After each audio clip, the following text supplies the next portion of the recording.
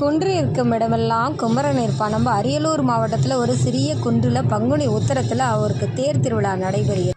சிவாய் நம. திருச்சிற்றம்பலம்.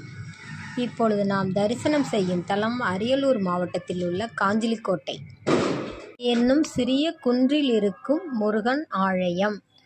இந்த ஆலயத்தில் பங்குனி மாத அன்று தேர் திருவிழா நடைபெறுகிறது. நம்ம அரியலூரில் ஒரு சின்ன குன்று மேலே முருகன் இருக்கார். மலை மேலே முருகன் இருக்கார். அரியலூர் மாவட்ட கோயில் இங்கே மொட்டை அடிச்சிட்டு இருக்காங்க. கீழே சிறிய மலை, வயதானவர்களும் நடக்கலாம்.